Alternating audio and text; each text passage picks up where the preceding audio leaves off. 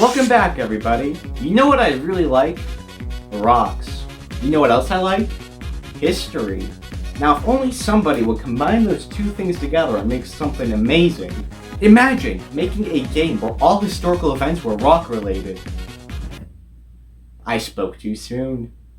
Rock of Ages, sometimes mixed up with that Rock of Ages. Now, surprisingly, this game is not very common on the internet. And it's kinda hard to find YouTube videos that aren't just commercials or cutscenes. So I'm going to break that trend. The series has a total of 3 games, and they're mostly known because they're hilarious parody cutscenes of famous historical figures. The levels in this game are generally centered around said person's most famous moment, except for Van Gogh. How do I describe this? Back in 2011, Ace Team made a glorious game published by Atlas with funny gameplay. They had a really fun concept. What if Sisyphus, the guy famous for pushing the boulder up the hill, wanted to take a break? You know what? I never actually considered that. Wasn't that story about perseverance or something? Okay, I guess he's having a mental breakdown. Well then. So he breaks free and decides to go on a quest throughout history. He visits places like ancient Sparta, meets people like Da Vinci, who is a little bit too aware of the fourth wall, and fights sentient statues like Michelangelo's David, with a rather embarrassing weak point. What a great way to insult Renaissance naturist art. And let's just get this out of the way. This game is loaded with memes. Too many memes. We've got the tried and true 300 This Is Sparta reference, a reference to Gandalf's You Shall Not Pass, Ikemono is a boss, the flying spaghetti monster creates humanity, and there's even the coffin dance. This isn't even part of the original build of the game. They just added it afterwards in an update. Well, these games are gonna age pretty poorly. Ironic considering the age. Now, I don't actually own the first one, so I can't show gameplay footage of it, but there is a free demo which I can show. But apparently it ends with an epic fight against Saturday, and bam, the world is saved or something. Party time. But the story doesn't end there. In Rock of Ages 2, Bigger and Boulder. Ha! Get it? Cause Boulder? I love the mixed art style based upon historic art and culture here. This is a very creative idea that sounds risky at first, but it's executed really well. The game has so many modes, including online, so you can play with friends around the world. So let's check out the star of the show, the campaign. So this story starts out with a quirky cutscene of Atlas holding the world and God painting, but then Atlas drops the world and accidentally replaces it with the boulder from the first game. I'm starting to guess we're not going to have any logic here, are we? Just before God takes a closer analysis, Atlas performs a Geronimo and falls to England, where he goes on a grand adventure and meets many historical figures. I'm guessing in this world anything goes. We open up to a classroom with the weirdest assortment of people, including Napoleon, Herodotus, and an Egyptian guy, who then get attacked by Richard of Lionheart. Of all people, bloody Richard of Lionheart, a monarch from the 12th century England? I was not necessarily expecting that, but I'll take it. Now I can finally talk about the gameplay. We start with a demo where Napoleon explains the controls in French, but with English text. Et voici le château ennemi. Oh, Richard se cachera comme un lâche.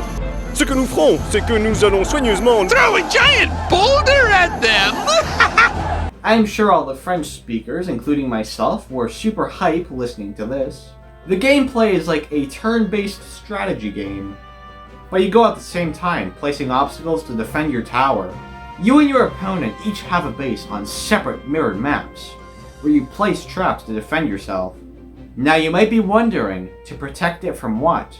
Can you guess where you're defending yourself from here? If you guessed rock, you're correct.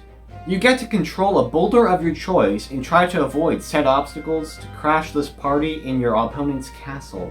But unfortunately, the world's strongest door is protecting the party, so it's going to take a few hits. This is a really fun take on standard turn-based RPGs. Some of these maps are really fun and have shortcuts and stuff. And there's this Garden of Eden stage, and my god, so many gaps and tight spaces. It's a mess. Think of this as a monkey ball, but with grittier graphics. Let's look at the other modes. There are obstacle courses, where you have to get to the end while avoiding obstacles.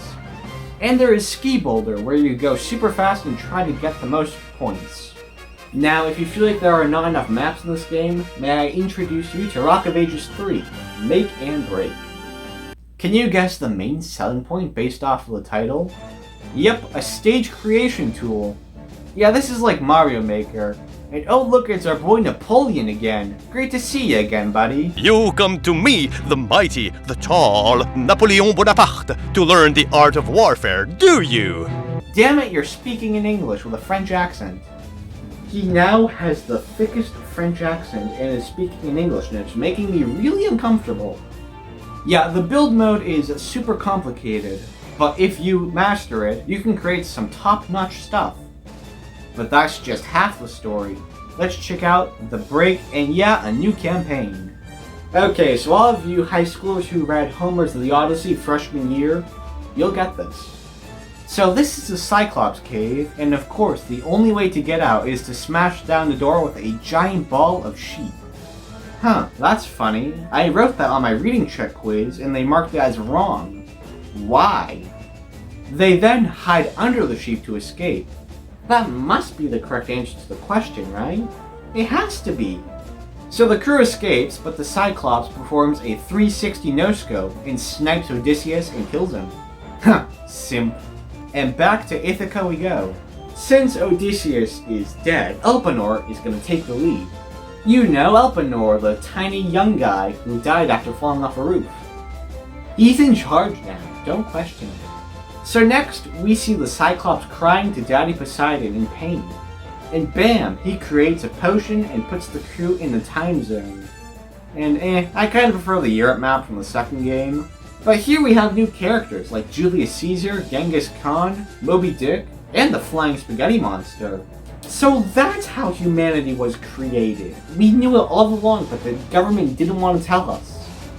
We then have an epic final battle race with Poseidon on a clear ripoff of Rainbow Road from Mario Kart, along with a background that looks straight out of SpongeBob. Then Elpenor falls off the roof after the credits, and that concludes the story. We have some new modes here, like Avalanche mode, where you need to defend your base and you don't send out a boulder to attack, and possibly the single weirdest thing I've ever laid eyes on, Humpty Dumpty levels. Does this need more explanation? And that was the Rock of Ages series. Overall, a really fun time thanks to those cutscenes and the most random things you could ever expect out of a game.